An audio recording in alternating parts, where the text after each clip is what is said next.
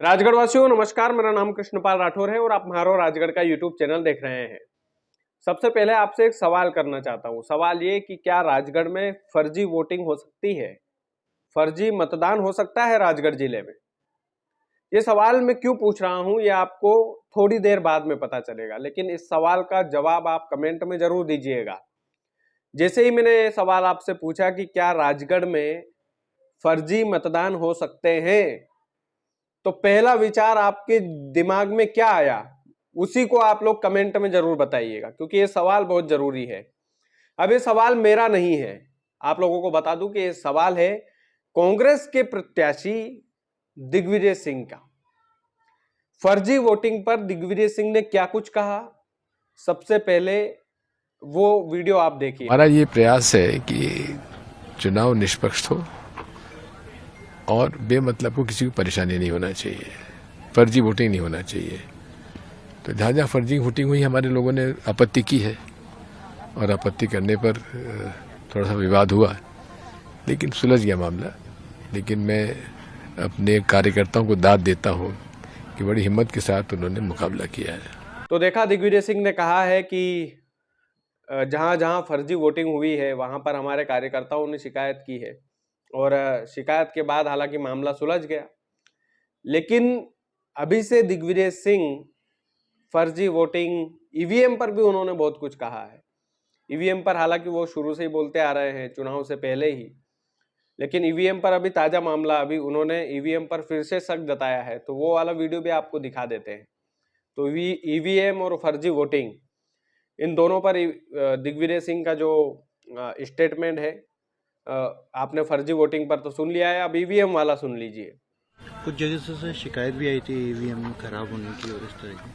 हाँ, शिकायत स्वाभाविक है। देखिए, मशीन तो मशीन है और मेरा तो हमेशा से कहना ही है कि ईवीएम पर मुझे भरोसा नहीं है। ईवीएम पर सर किस तरह से, मतलब आपको संदेह है कि बिकॉज वोट हम डालते हैं, हमको मालूम ही नहीं पड़ता वोट कहाँ जाता है। और सीधी सी बात है कि वीवीपैट मशीन में सॉफ्टवेयर डला हुआ है, तो सॉफ्टवेयर ही निर्णय करता है क्या होगा। मैं कुछ भी डालूं, लेकिन सॉफ्टवेयर चाहेगा वही प्रिंट होगा, वही गिना जाएगा।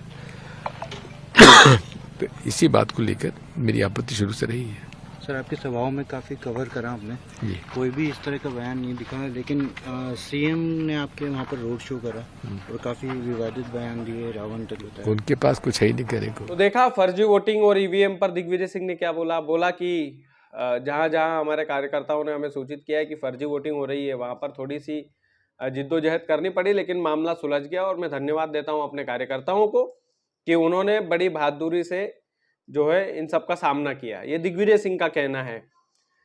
ईवीएम पर भी उन्होंने फिर से वही बोला कि ईवीएम पर मुझे कभी भरोसा रहा नहीं, और ये एकदम बात सत्य है कि ये चुनाव के बाद उनके स्टेटमेंट इस तरह के नहीं आ रहे हैं, चुनाव से पहले ही ये स्टेटमेंट थे। और हमने जब उनका एक बार इंटरव्यू किया था तो हमने ये पूछा भी था कि आप जो ईवीएम का रोना रोते हैं हर बार, वो चुनाव से पहले रो लिया करो। अगर कांग्रेस पार्टी अकेले बाइकआउट कर दे चुनाव का, तो फिर जाहिर सी बात है ईवीएम पर। और ईवीएम पर तो अभी कोर्ट ने, जो सुप्रीम कोर्ट ने आदेश दिया था चुनाव से ठीक पहले कि ऐसा कुछ नहीं, ईवीएम नहीं हो सकती, तो सुप्रीम कोर्ट का आदेश सभी को मानना चाहिए। खैर, ये तो अपनी बात हो गई।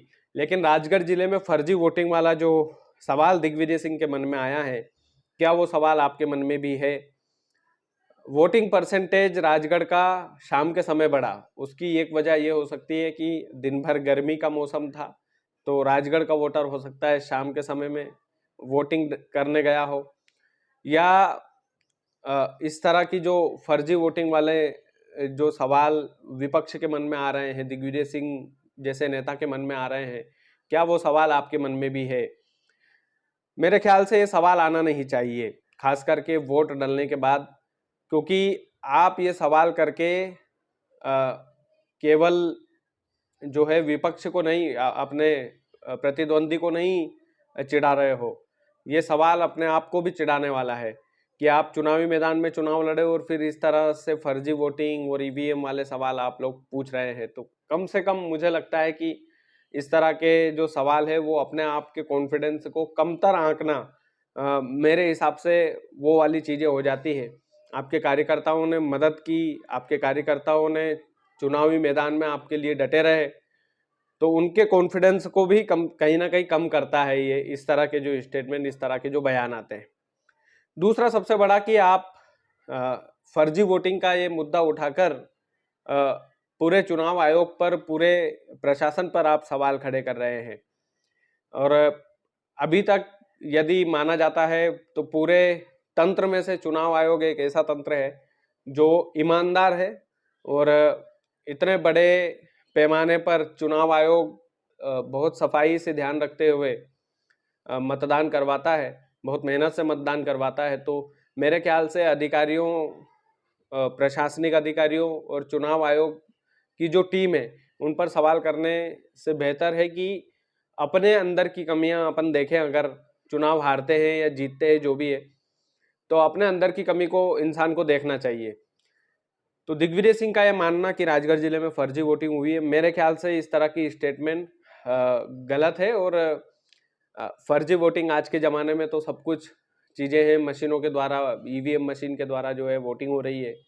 तो जो भी है वो आने वाला वक्त बताएगा। रिजल्ट तो 4 जून को आने, लेकिन रिजल्ट से पहले ही इस तरह की स्टेटमेंट आपको कहाँ तक सही लगती है ये जरूर बताएं कमेंट में।